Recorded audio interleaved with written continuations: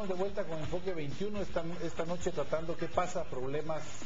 continuos agobian a Guatemala, problemas a la orden del día. Está con nosotros Luis Linares, director adjunto de Así Es. Luis,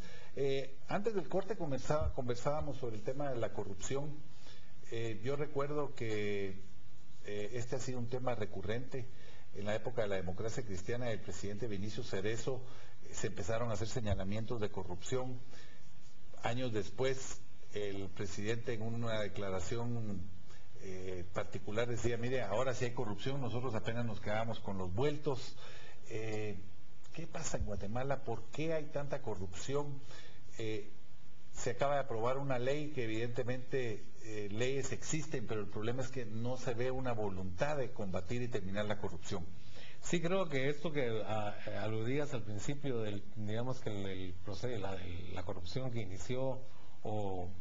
que se dio a partir de la transición democrática, también antes también tuvimos, es correcto. Recuerdo yo que en la época de Lucas se decía, bueno, también Idígoras Fuentes, que tuvo en su momento decían que grandes, solo dejó el quetzal de la carretera, que solo había dejado el quetzal de la carretera de Palín, el quetzal de Palín, y comparado con lo que pasó en tiempo de Lucas, pues también era como un principiante el general Idígoras Fuentes. Entonces hemos tenido una situación de creciente corrupción derivada, creo yo, fundamentalmente de la falta de castigo, de la impunidad que existe, que alienta a comportamientos cada vez más descarados, con acciones en materia de peculado, de robo, de lo que se llama eufemísticamente desvío de fondos, pero en realidad es una apropiación, un hurto de los recursos públicos cada vez más descarado y cada vez más frecuente en prácticamente todo tipo de contrataciones públicas, en el Ministerio de Comunicaciones, en los fondos, en las municipalidades, de manera que se da una situación en la cual también las muchas empresas sanas dejan de ser oferentes para el Estado porque saben que no pueden competir con las empresas corruptas, en donde incluso hay muchas versiones también cada vez más de narcotraficantes o gente vinculada al narcotráfico. Entonces, esto nos lleva a una situación también de cada vez más mayor corrupción en el manejo de los recursos públicos, a pesar de la ley de transparencia, a pesar de leyes como contra el lavado de dinero, de enriquecimiento ilícito, pero también estamos entonces el tema de la falta de eficiencia en los órganos de control, la Contraloría de Cuentas, el Ministerio Público y el Congreso en su función fiscalizadora, el porque también se dice que muchos diputados cada vez más están involucrados en los temas de corrupción con la obra pública, como antes fue con el PACUR. Se volvieron prácticamente contratistas del Estado. Claro. Hay un tema, por cierto, Luis, que llama la preocupación. Ayer la diputada Ninette Montenegro y los diputados de Encuentro como Guatemala sostuvieron una reunión con la Contralora General de Cuentas y se habló de una lista negra de ONGs. Estas ONGs lo que se utilizan es como fachadas para corrupción, pero lo curioso es que no se da a conocer la lista negra, y eso cuando decimos lista negra son las peores, porque no quiere decir que las demás no sirvan para... Sí, porque se ha pervertido el sentido de las ONGs a volverlas intermediarias para eludir los procesos de cotización y de licitación en la adquisición de bienes y de servicios del Estado. Y a la luz de esta corrupción y de esta situación, obviamente cada uno de los gobiernos llega con muchos compromisos y hay una red permanente que está corrompiendo a los nuevos funcionarios, porque lo que vemos es que un gobierno llega con buenas intenciones y al poco tiempo empiezan a tener las mismas denuncias de corrupción. Sí, porque está toda la estructura de corrupción, que el transfugismo también, la gran mayoría de los tránsfugas son corruptos que se pasan de un partido a otro, entonces corrompen al nuevo partido y el nuevo gobierno se ve obligado a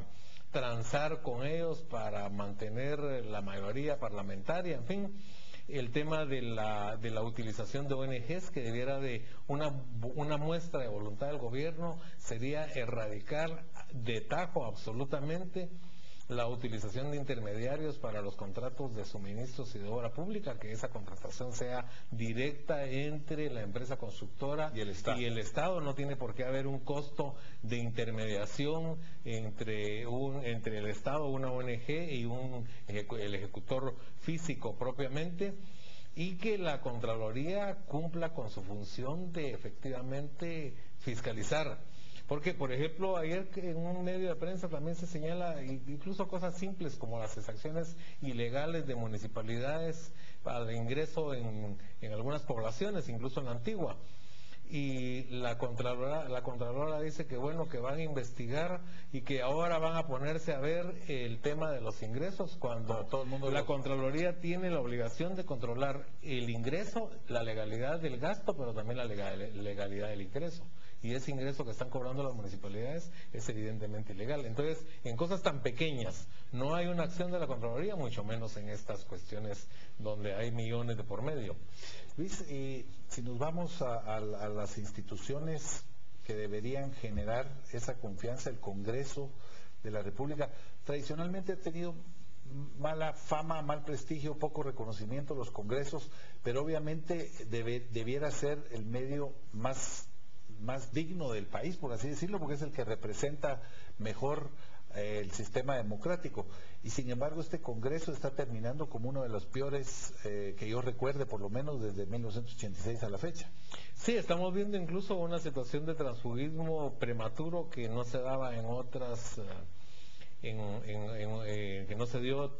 con igual fuerza en otras legislaturas. El tema de que todas las decisiones han sido señaladas de manejos bajo la mesa en cuanto a aprobar leyes prácticamente sin ninguna discusión. Entonces la institución que es por excelencia la representación más alta del sistema democrático de la democracia, pues tienen el deber los diputados realmente y el gran desafío de recobrar el prestigio de la institución, porque tenemos también que diferenciar entre lo que son los diputados, no todos, pero una mayoría de diputados que están metidos en corrupción, y la dignidad de la institución, que es lo que hay que rescatar. Vamos a ir al último corte comercial, inmediatamente volvemos con la última parte de este programa, donde hablaremos un poco sobre la conflictividad social y trataremos de sacar algunas conclusiones y ojalá poder ver algún futuro que tenga una expectativa positiva para los guatemaltecos en este final de año 2012.